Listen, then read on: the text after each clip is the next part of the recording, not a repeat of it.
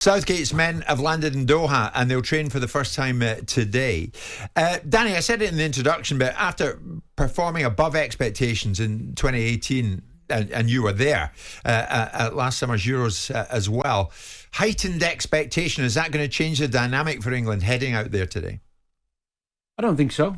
No, I think there's a lot of experience in the squad. I think the players understand the expectancy. I don't think it will alter their performance.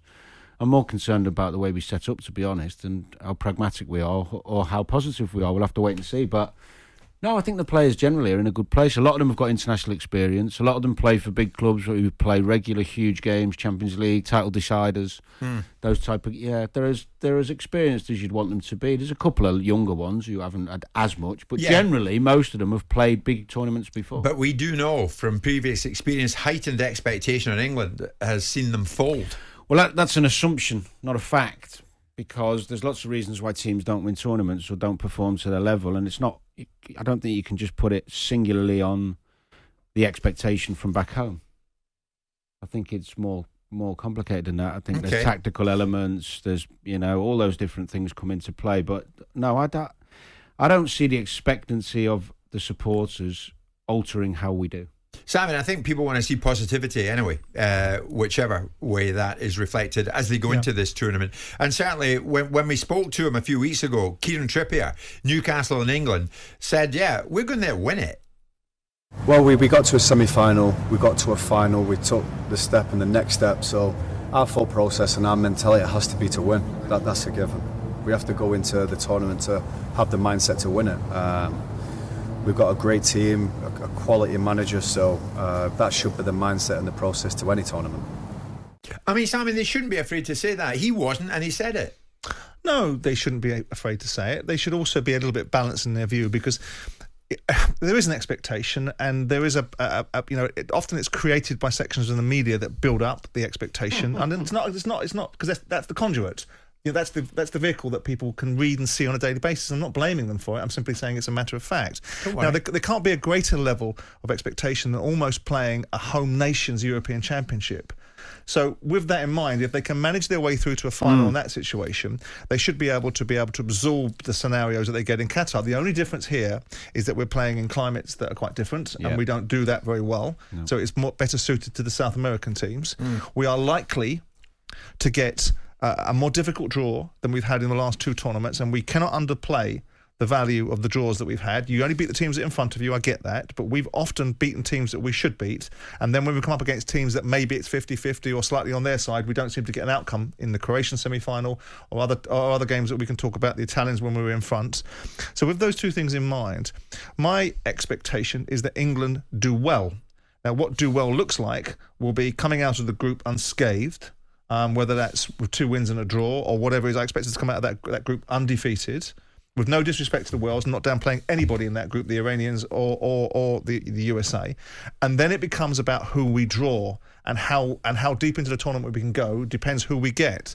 I don't expect us to win it, but I do expect, if we are looking at an evolution which goes towards progression, you cannot go out early in this tournament, whoever you're playing against. No. Otherwise, you're gonna make a rod for your own back. Especially in a group like this, Simon. You're right to make the point. It's not being arrogant. If we don't come out of the group, then people should be very embarrassed. The heat's a factor, Danny. I mean, 32 degrees out there today. 89 in old money. So, I mean, it is going to be hot. Whatever time of the day they play, it's going to affect them. It will. The only thing I can say is that even the teams, when you talk about the South American teams, the majority of the Brazilian, Argentinian players play in Europe. A lot play in England as well. Yep. So it does they have to adapt also. It's not like and acclimatise. And acclimatise. And the group stages, I don't know what the climate's like in Iran, but I do know what the climate's like in America, and I do know what the climate's like in Wales. So we don't have any disadvantage about the climate adjustment. And by the time we get into the tournament where we might play against teams that we perceive are more acclimated, we will be acclimated at that point. The other thing as well, we do play, the majority of teams in the Premier League now, more than ever before, play more possession-based football than we ever have before. So it's not like we're uncomfortable trying to keep the ball. The one concern with the heat is what happens is you get lulled into a sense of keeping the ball without urgency when you play teams lesser than yourself, i.e. Iran, USA and Wales. Yeah. Because we will dominate possession. And what can happen is when you play sometimes in the heat is you keep the ball because you don't want to be running without it, and you forget to play with urgency and go after. Sometimes our players are suited to a more frenetic game. There's, so we'll wait and see. There's an early one in. Matthew, England will not win anything with Southgate in charge, so a hint of pessimism already. Simon, is there an acceptance that this is Southgate's last tournament? I mean, are many people there's one there? No, they just give him a new contract. That was a message that typifies what some section of the England support think about Gareth. Are people too quick to write his obituary?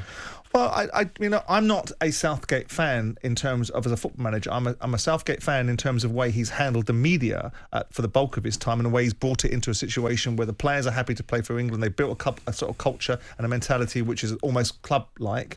He's managed to keep the media in point and on point. I don't like some of the observations he's made about what he thinks England players should and shouldn't be doing over in the World Cup, and how he thinks they should behave at certain times in terms of societal issues. But the bottom line with Southgate is, how can anybody be after this fella? He's got us to a semi-final of a World Cup and a final of a European Championships, and look back over the body of work of these supposed giants of football like Fabio Capello and other people of that nature, and say, well, hang on a second, it seems a little bit like an agenda. But it didn't stop you going after him. No, I didn't go after him. Four-leaf clover boy. Well, that's a statement of fact. A four-leaf clover boy means you've had a really fortunate set of draws. And I make he's got somewhere because he's his luck on his side. Well, every manager. You have to have luck, but you have to have luck in anything. Everything you do, whether it's selling a business as I've done previously or managing a football team, luck becomes a component part. He has had a wonderful amount of luck. He's taken advantage of that luck. But notwithstanding that, it's not an insult to say four-leaf clover boy, because I do think the draws that he's had... There's a hint of disrespect in it. No, there's a hint of observation about, we've got luck, we need to capitalise on this luck. And some would say getting to a semi-final and getting to a final is capitalising on it. I don't think his longevity is based on winning it or not. I think his longevity his reign after this World Cup is based... performing it. Yeah. Oh, yeah, but I mean, they were booing him recently, Danny. I know, but if you have a good World Cup and it's positive, and you go out with a bit of bad luck and you get to a semi-final and you've played really good football and everyone's enjoyed the ride, that's very different than trundling your way through. But they booed him, Jim, because of the last 4 games in the European nations, where, we can talk about what they did and didn't do in the summer, and everyone expected a better bounce in the September, European nations games. But when they're getting beat 4-0 at home by Hungary, you're not going to are you? You're going to get booed. Yeah, exactly.